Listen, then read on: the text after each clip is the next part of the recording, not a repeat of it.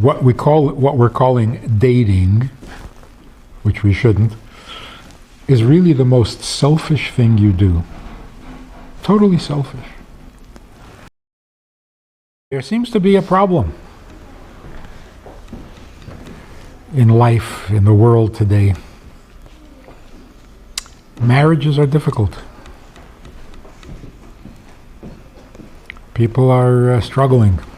No? Have you heard? Have you read about it? Have you heard about it? And even getting married has become such a struggle. So complicated. Maybe because we're not getting married at 16 anymore. That was so easy. At 16 you could marry anybody, anytime. That's not so easy.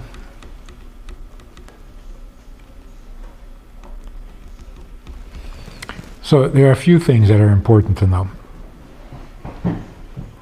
Number one, we do not believe in dating. We don't do that. It's a bad idea. It's not a kosher idea. It's not a helpful idea. Dating is the opposite of marriage. People who are into dating are never going to get married. And if they do get married, they'll get divorced.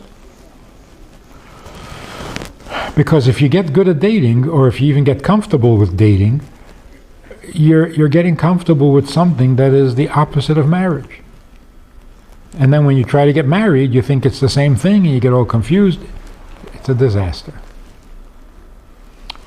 So even calling it dating is so bad. We don't do that.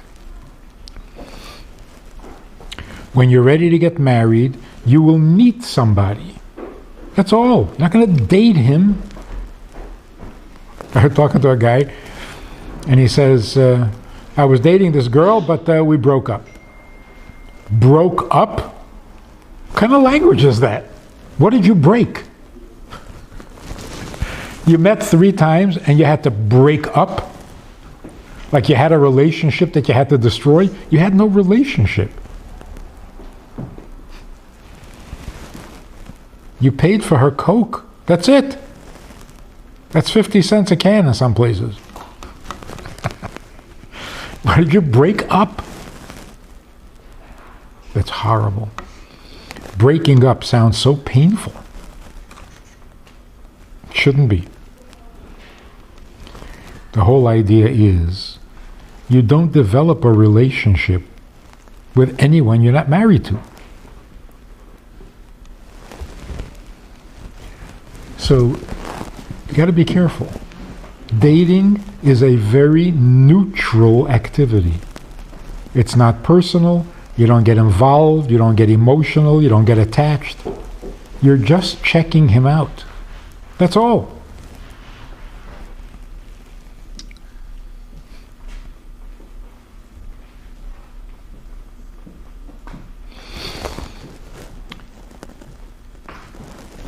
What we're calling dating, which we shouldn't, is really the most selfish thing you do. Totally selfish. The only purpose for dating is to check him out. You don't need to make a good impression. You're not there to make impressions. You're not there to win him over. You're just there to check him out. So you don't invest any emotion in it. You don't become involved. It's not that different than shopping. You're looking it over. If you happen to like him, even after a first meeting, then something is going on. But before you even like him, you're trying to make a good impression on him? Why? He's a total stranger. What do you care about making an impression on him? Well, what is he going to think? What do you care what he thinks? Well, is he going to like me? That's not your problem. That's his problem. Don't do his thinking for him.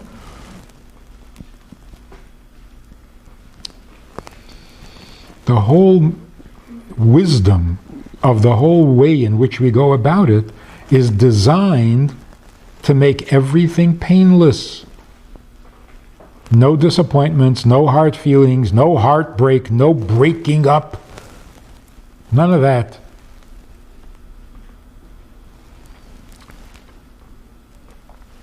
And the reason we do it that way is because we know and believe with absolute certainty that there is somebody you're going to marry for a very simple reason.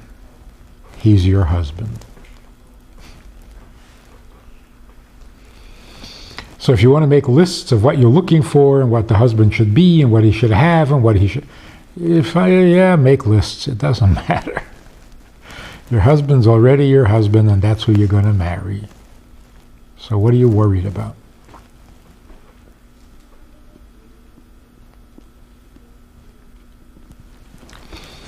If that's not true, that you're going to marry the person who already is your husband, then we have no idea what marriage is.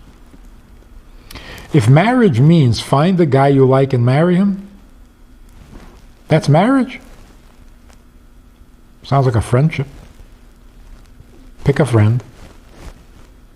Share an apartment. That's it? That's marriage? Marriage is much more powerful than that, much more holy than that.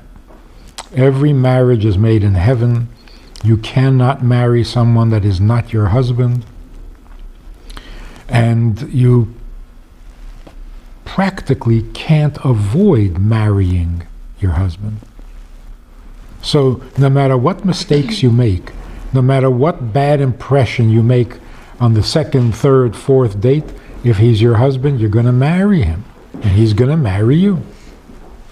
What about all the mistakes you made? He never noticed. Because he's your husband. And he's going to marry you. That's what's going to happen.